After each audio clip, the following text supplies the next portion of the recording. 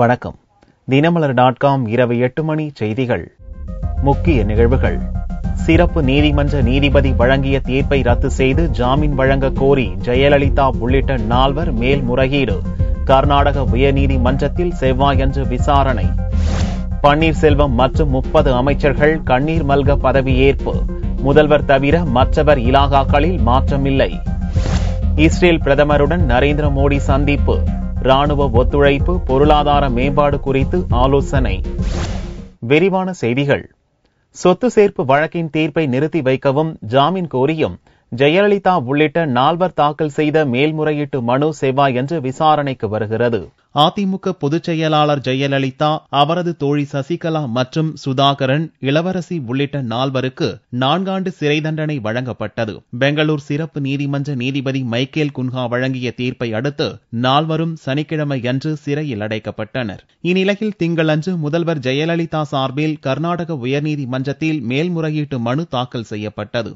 ஜெயலலிதா, சசிகலா, சுதாகரன், இளவரசி ஆகியோர் தரப்பில் தனித்தனியாக மனுக்கள் தாக்கல் செய்யப்பட்டுள்ளன. சிறப்பு நீதிமன்ற நீதிபதி வழங்கிய தீர்ப்பின் நகல் அடங்கிய 906 பக்கங்கள் உட்பட 1000 பக்கங்கள் கொண்ட 4 மேல்முறையீட்டு மனுக்கள் கர்நாடக உயர்நீதிமன்றத்தில் தாக்கல் செய்யப்பட்டுள்ளன. இம்மனுவில் கீழ் நீதிமன்றம் வழங்கிய தீர்ப்பை ரத்து செய்யவும் நிறுத்தி வைக்கவும் கோரிக்கை விடப்பட்டுள்ளது. கீழ் நீதிமன்றம் தங்கள் தரப்பு வாதங்களை முன்வைக்க போதுமான வாய்ப்பு தரவில்லை, முழுமையான விவாதங்களை கேட்கவில்லை என்று தெரிவிக்கப்பட்டுள்ளது. மேலும் கீழ் நீதிமன்றம் வழங்கிய தீர்ப்பை நிறுத்தி வைக்கும் அதிகாரம் உயர்நீதிமன்றத்திற்கு உள்ளதால் அதன் அடிப்படையில் தீர்ப்பை நிறுத்தி வைத்து தங்களுக்கு ஜாமீன் வழங்க வேண்டுமென்றும் மேல்முறையீட்டில் கோரப்பட்டுள்ளது. மேலும் கீழ் நீதிமன்றம் வழங்கிய 100 கோடி ரூபாயை ஒரே சமயத்தில் செலுத்திவிட முடியாது என்றும் அது குறித்து பரிசீலிக்க வேண்டுமென்றும் மனுவில் வேண்டுகோள் விடப்பட்டுள்ளது. முன்னதாக கர்நாடக உயர்நீதிமன்ற நடைமுறைப்படி ரோட்டரி சான்றொப்பம் பெற்ற பிறகே மனு தாக்கல் செய்ய முடியும். அவ்வாறு இல்லாமல் ஜெயலலிதா தரப்பில் மேல்முறையீட்டு மனுவை கர்நாடக உயர்நீதிமன்ற பதிவு அதிகாரி பெற்றுக்கொள்ள மறுத்தார். அதன் பின்னர் ரோட்டரி சான்றொப்பம் பெற்ற பிறகே மேல்முறையீட்டு மனுக்கள் ஏற்றுக்கொள்ளப்பட்டன. கர்நாடக உயர்நீதிமன்றத்திற்கு தசரா பண்டிகை விடுமுறை என்பதால் திங்களன்று மனுக்கள் மட்டுமே பெற்றுக் கொள்ளப்பட்டன. இம்மனுக்களை விடுமுறை கால தனி நீதிபதி ரத்னகலா முன் செவ்வாயன்று விசாரணைக்கு வருகிறது. திங்களன்று பகல் 12 மணி அளவில் ஜெயலலிதா, சசிகலா, சுதாகரன், இளவரசி ஆகியோர் தனித்தனியாக தாக்கல் செய்த மேல்முறையீட்டு மனு பிற்பகலில் பட்டியலில் சேர்க்கப்பட்டன. ஜெயலலிதாவின் முறையீட்டு மனுவின் வழக்கு எண்ணாக 835, சசிகலாவுக்கு 836, சுதாகரனுக்கு 837 மற்றும் இளவரசிக்கு 838 வழக்கு எண்ணாக பட்டியலிடப்பட்டுள்ளது. ஒவ்வொருவரும் தீர்ப்பு நகலுடன் கூடிய தலா 1000 பக்கங்களை மேல்முறையீட்டு மனுவில் இணைத்துள்ளனர். இந்நிலையில் மூத்த வக்கீல் ராம்ஜெத் மெலானி அல்லது இதற்கு முன்னர் ஜெயலலிதாவின் வழக்குகளில் ஆஜரான உச்சநீதிமன்ற மூத்த வக்கீல் வேணுகோபால் ஆகியோர் செவ்வாயன்று கர்நாடக உயர்நீதிமன்றத்தில் வாதிடுவார்கள் என்று எதிர்பார்க்கப்படுகிறது. தமிழக முதல்வராக பன்னீர்செல்வம் மற்றும் 30 அமைச்சர்களுக்கு கவர்னர் ரோசையா பதவி பிரமாணம் செய்து வைத்தார்.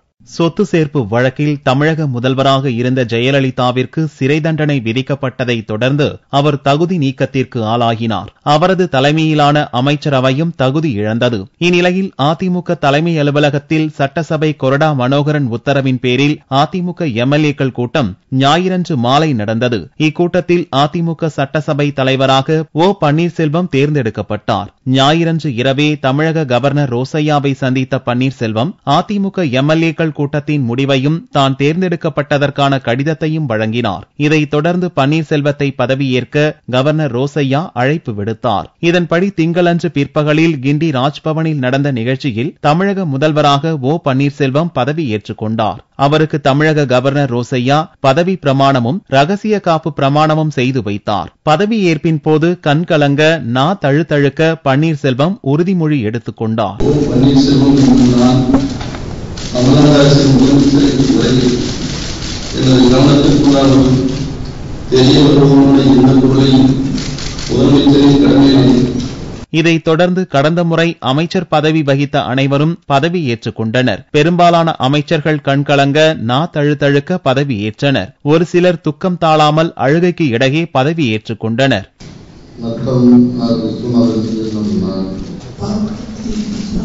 செல்லூர் கேலாஜ் என்னும் நான், பி தங்கமணி என்னும் நான், எஸ்பி வேலுமணி என்னும் நான், எல் சுப்பிரமணியன் என்னும் நான்.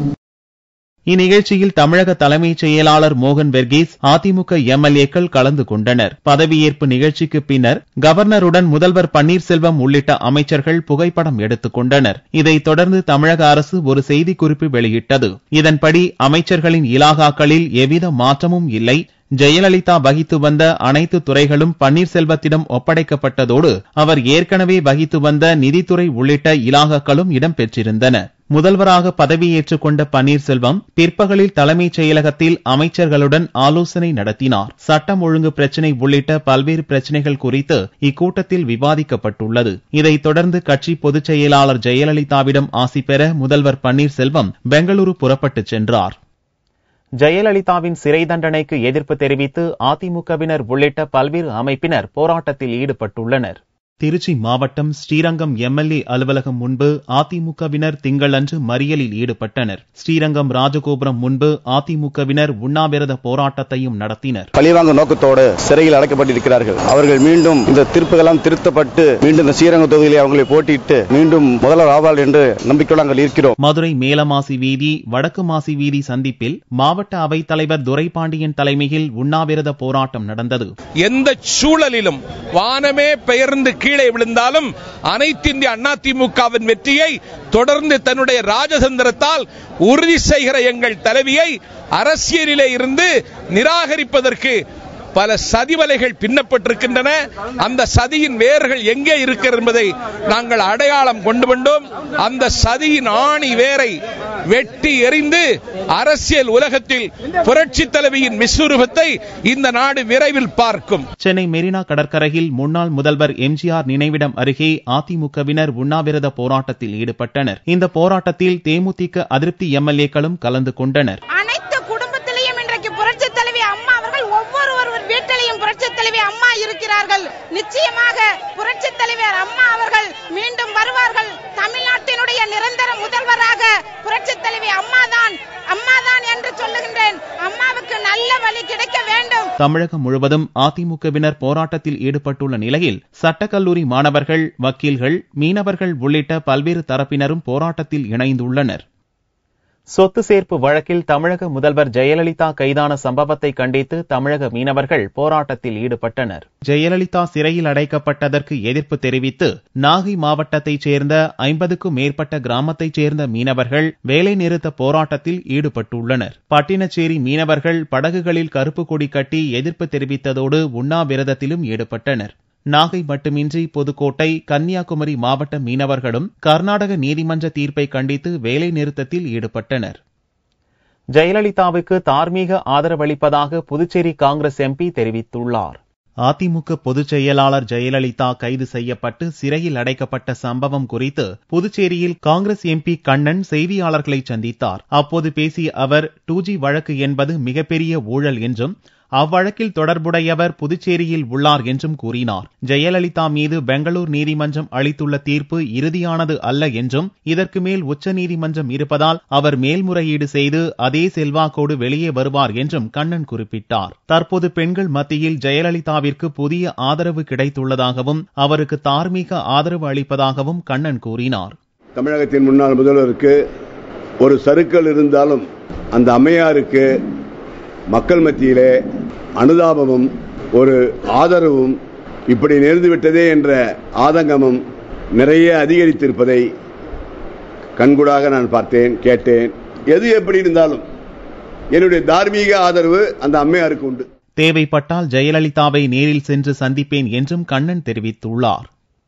அமெரிக்க பயணத்தில் உள்ள பிரதமர் நரேந்திர மோடி அங்கு இஸ்ரேல் பிரதமரை நேரில் சந்தித்து இருநாட்டு ராணுவ ஒத்துழைப்பு மற்றும் பொருளாதார மேம்பாடு தொடர்பாக பேச்சு நடத்தியுள்ளார். 5 நாள் பயணமாக அமெரிக்கா சென்றுள்ள பிரதமர் நரேந்திர மோடி அங்கு இஸ்ரேல் பிரதமர் பெஞ்சமின் நெதன்யாகுவை நேரில் சந்தித்து பேசினார். நியூயார்க் நகரில் நடந்த இச்சந்திப்பின் போது இருநாட்டு பொருளாதார மேம்பாடு தொடர்பாக இருவரும் ஆலோசனை நடத்தினர். இரு நாடுகளிடையேயான வேளாண்மை, நீர் மேலாண்மை, பாதுகாப்பு மற்றும் சைபர் செக்யூரிட்டி உள்ளிட்ட பல்வேறு துறைகளில் இணைந்து செயல்படுவது தொடர்பாக இருவரும் விவாதம் நடத்தினர். இரு நாடுகளுக்கு இடையே அந்த வானமே எல்லை என்று தனது பேச்சின் போது பிரதமர் மோடி குறிப்பிட அக்கருத்தை இஸ்ரேல் பிரதமர் வரவேற்றார். இரு நாடுகளிடையே 36,000 கோடி ரூபாய் அளவிற்கான வர்த்தக செயல்பாடு தொடர்பாகவும் இருவரும் ஆலோசனை நடத்தினர். மேலும் குஜராத் முதல்வராக இருந்தபோது மோடியை சந்தித்ததை நினைவு கூர்ந்த இஸ்ரேல் பிரதமர் தற்போது இந்திய பிரதமரான மோடி இஸ்ரேலுக்கு வரவேண்டும் என்று அழைப்பு விடுத்தார். 30 நிமிடங்கள் நீடித்த இச்சந்திப்பின் போது மேற்கு ஆசியாவில் IS அமைப்பினர் உருவாக்கி வரும் நிலைமை உள்ளிட்ட பாதுகாப்பு அம்சங்கள் குறித்தும் இருவரும் விவாதித்தனர். 10 ஆண்டுகளுக்கு பிறகு இந்திய பிரதமர் இஸ்ரேல் பிரதமர் இடையே சந்திப்பு நடந்துள்ளது. இதற்கு முன் இஸ்ரேல் பிரதமர் இந்திய பிரதமர் மன்மோகன் சிங்கை சந்தித்து பேசியுள்ளார் என்பது குறிப்பிடத்தக்கது. பாரதிய ஜனதாவுடன் கூட்டணி முறிந்ததால் சிவசேனாவைச் சேர்ந்த ஆனந்த் கீதே தனது மத்திய அமைச்சர் பதவியை ராஜினாமா செய்வார் என்று கட்சித் தலைவர் உத்தவ் தாக்கரே தெரிவித்துள்ளார். மகாராஷ்டிராவில் கடந்த 25 ஆண்டுகளாக பாரதிய ஜனதாவும் சிவசேனாவும் கூட்டணியில் இருந்தன.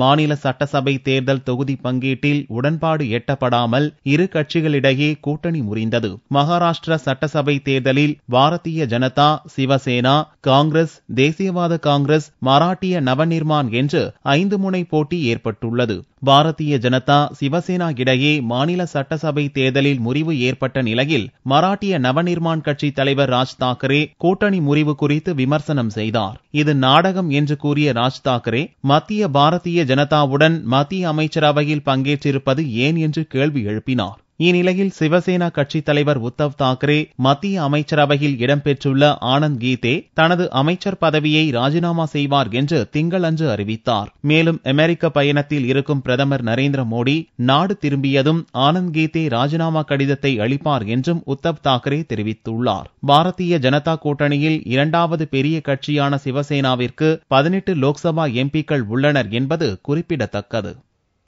லட்சத்தீவு பகுதியில் நிலை கொண்டிருக்கும் மேலடுக்கு சுழற்சி காரணமாக தமிழகத்தின் உள் மற்றும் கடலோர மாவட்டங்களில் மழை பெய்ய வாய்ப்புள்ளதாக சென்னை வானிலை மையம் தெரிவித்துள்ளது. ஞாயிறன்று குமரிக்கடல் பகுதியில் நிலை கொண்டிருந்த மேலடுக்கு சுழற்சி காரணமாக தமிழகத்தில் உள் மற்றும் கடலோர பகுதியில் மழை பெய்தது. இது குறித்து சென்னை வானிலை மைய இயக்குநர் ரமணன் திங்களன்று செய்தியாளர்களிடம் பேசிய போது, மேலடுக்கு சுழற்சி மேற்கு நோக்கி நகர்ந்து திங்கள் காலை 8:30 மணி நிலவரப்படி கச்சத்தீவு பகுதியில் நிலை கொண்டிருப்பதால் அடுத்த 24 மணி நேரத்தில் தமிழகத்தின் உள் மாவட்டங்களில் சில இடங்களில் மழையும் கடலோர பகுதியில் இடியுடன் கூடிய மழையும் பெய்ய வாய்ப்புள்ளதாக கூறினார். ஒரு மேலடுக்கு சுழற்சியானது இன்று மேற்கு நோக்கி நகர்ந்து இன்று காலை 8:30 மணி அளவிலே லட்சத்தீவு பகுதிகளிலே மேலடுக்கு சுழற்சியாக நீடிக்கின்றது. இந்த மேலடுக்கு சுழற்சியின் காரணமாக கடந்த 24 மணி நேரத்திலே உள் மாவட்டங்களில் அநேக இடங்களிலும் கடலோர மாவட்டங்களில் ஒரு இடங்களிலும் மழை பெய்துள்ளது. வரும் 24 மணி நேரத்தை பொறுத்தவரை இந்த மேலடுக்கு சுழற்சியின் காரணமாக உள் மாவட்டங்களில் அநேக இடங்களிலும் கடலோர மாவட்டங்களில் ஒரு சில இடங்களிலும் இடியுடன் கூடிய மழை எதிர்பார்க்கலாம். கடந்த 24 மணி நேரத்தில் கிருஷ்ணகிரி, தளியில் 12 சென்டிமீட்டரும், திருப்பத்தூரில் 9 சென்டிமீட்டரும், சத்தியமங்கலம், கரூரில் 7 சென்டிமீட்டர் மழையும் பதிவாகியுள்ளது. உலக சுற்றுலா தினத்தை முன்னிட்டு நாட்டின் கலாச்சாரத்தை வெளிப்படுத்தும் விதமாக கோவையில் மாணவ மாணவிகள் பாரம்பரிய உடை அணிந்து பேரணி நடத்தினர். ஆண்டுதோறும் செப்டம்பர் 27ஆம் தேதி உலக சுற்றுலா தினம் கொண்டாடப்படுகிறது. சுற்றுலாவின் முக்கியத்துவத்தை உலகெங்கும் எடுத்துக்காட்டவும், சுற்றுலா எப்படி மக்களின் சமூக, கலாச்சார, அரசியல் மற்றும் பொருளாதாரத்தில் தாக்கத்தை ஏற்படுத்துகிறது என்பதை வெளிப்படுத்த இந்நாள் கொண்டாடப்படுகிறது. உலக சுற்றுலா தினத்தை முன்னிட்டு கோவையில் அரசு கல்லூரி சுற்றுலா மேலாண்மை துறை மாணவர்கள் மற்றும் சுற்றுலா வளர்ச்சிக் கழகம் இணைந்து பல்வேறு விழிப்புணர்வு நிகழ்ச்சியை நடத்தியது. நாட்டின் கலாச்சாரத்தை எடுத்துரைக்கும் விதமாக நடந்த கண்காட்சியில் பல்வேறு மாநில மக்கள் பயன்படுத்தும் கைவினைப் பொருட்கள், புகைப்படங்கள், பழங்கால நாணயங்கள், அணிகலன்கள் இடம்பெற்றிருந்தன. சுற்றுலா ஸ்தலங்களை பாதுகாப்பது குறித்து நடந்த விழிப்புணர்வு பேரணியில் உலகளவிலான சமூகம், கலாச்சாரம் ஆகியவற்றை வெளிப்படுத்தும் விதமாக மாணவ மாணவிகள் பாரம்பரிய உடைகளை அணிந்து பேரணியில் ஈடுபட்டனர். கோவை மகளிர் பாலிடெக்னிக் கல்லூரி அருகில் துவங்கிய இந்த விழிப்புணர்வு பேரணி முக்கிய வீதிகள் வழியாக வந்து வஉசி மைதானத்தில் நிறைவடைந்தது. இதில் கல்லூரி மாணவர்கள், பேராசிரியர்கள் பலர் கலந்து கொண்டனர். தங்கத்தின் விலையில் திங்களன்று ஒரு சவரனுக்கு 88 ரூபாய் அதிகரித்தது. ஒரு சவரன் தங்கம் 20,408 ரூபாய்க்கு விற்பனையானது. 1 கிராம் ஆபரண தங்கம் 2,551 ரூபாயாக இருந்தது. வெள்ளி 1 கிராம் 41 ரூபாய் 80 காசுகளுக்கு விற்பனையானது. பார்வெள்ளியின் விலை 39,055 ரூபாயாக இருந்தது. நவராத்திரி திருவிழாவை முன்னிட்டு மதுரை மீனாட்சி அம்மன் கோவிலில் நடந்த 4ஆம் நாள் விழாவில் அம்மன் முருகனுக்கு வேல் வழங்கும் அலங்காரத்தில் காட்சி அளித்தார். உலக புகழ்பெற்ற மதுரை மீனாட்சி அம்மன் கோவிலில் நவராத்திரி கலை விழா கடந்த 25ஆம் தேதி துவங்கி கோலாகலமாக நடந்து வருகிறது. விழா துவங்கிய நாளிலிருந்து அம்மன் ஒவ்வொரு நாளும் விதவிதமான அலங்காரத்தில் எழுந்தருளி பக்தர்களுக்கு காட்சி அளித்து வருகிறார். முதல் நாள் விழாவில் அம்மன் ராஜராஜேஸ்வரி அலங்காரத்திலும், 2ஆம் நாள் ஊஞ்சல் அலங்காரத்திலும், 3ஆம் நாள் அம்மன் சயன திருக்கோலத்திலும், ஞாயிற்றுக்கிழமை அன்று இரவு நடந்த 4ஆம் நாள் விழாவில் அம்மன் முருகனுக்கு வேல் வழங்கும் அலங்காரத்திலும் காட்சி கொடுத்தார். பக்தர்கள் நீண்ட வரிசையில் நின்று அம்மனை தரிசித்தனர். இதனிடையே நவராத்திரி விழாவை முன்னிட்டு கோவிலில் அமைக்கப்பட்டுள்ள கொலு கண்காட்சியை பக்தர்கள் திரளாக வந்து பார்த்து செல்கின்றனர். அக்டோபர் 3ஆம் தேதி வரை அம்மன் பல்வேறு அலங்காரத்தில் காட்சி கொடுக்க உள்ளார். இந்த விழா வரும் 3ஆம் தேதி அன்று 108 வீணை இசை வழிபாட்டுடன் நிறைவடைகிறது. மீண்டும் செய்திகள் இந்திய நேரப்படி செவ்வாய்க்கிழமை மாலை 4 மணிக்கு. வணக்கம்.